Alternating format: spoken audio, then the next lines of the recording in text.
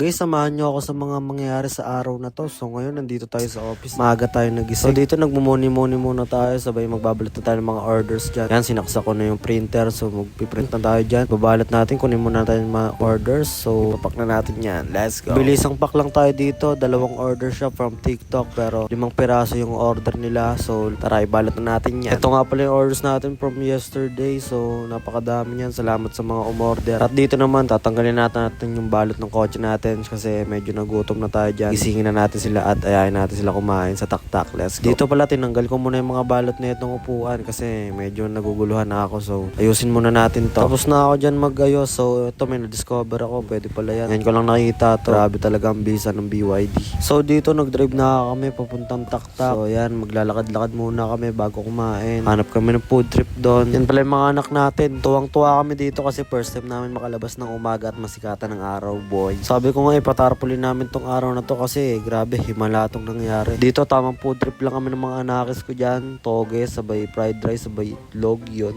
Si Utol, si Bossing, tsaka si Ray Curses. Dito, tapos na kami kumain. Bibidyo-video lang ako dyan kasi gagatasan ko si Ray Curses. Lagi akong ginagatasan yan eh. Lahat ng galo ko, nire-reels na ito eh. Dito, tamang kain lang ako ng suha. Sa mga di nakakalam, favorite ko yan guys. Sobrang sarap niyan. Tamang kain lang ako dyan habang nakatambay sa harap ng simbahan. Thank you Lord. So guys, magpapalit sana ako ng kotse. Kaso sira yung battery.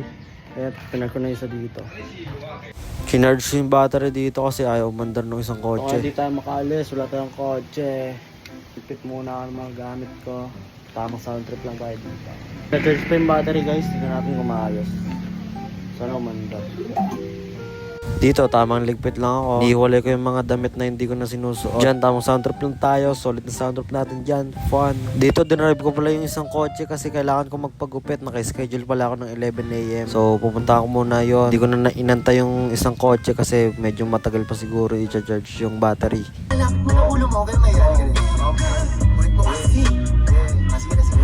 Nakarating na pala tayo dito sa pagupitan natin. Matagal-tagal ako hindi nakabalik kay Foreman. So medyo nainitan na kasi ako sa buko kaya naisipan ko na magpagupit na ulit. Tsaka malapit na rin yung birthday ko. So kailangan natin magpapogi bro. Dito after 30 minutes magpapashampoo daw muna tayo. Tapos na ako niya ma-shampooan. I-stylean na lang yan ni Foreman tsaka ahitin niya yung bigote ko. Ayun oh, na-miss ko to magpagupit kay Foreman. Dito finishing na lang, ini-style na lang ni Foreman. So tapos na tayo magpagupit. Uwi muna tayo sa net.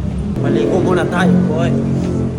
Kalimutan ng nakaraan at yung mukhang tao na ulit tayo gagi.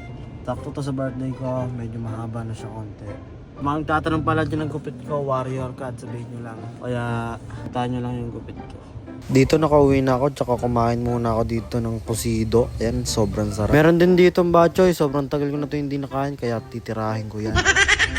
So dito papunta na tayo sa bilyaran. Magpa-practice muna tayo. Wala tayong magawa sa bahay so balik muna tayo sa bilyaran. So kung makikita nyo ang dami nagtitinda dito malapit sa simbahan kasi alay lakad yan mamaya guys.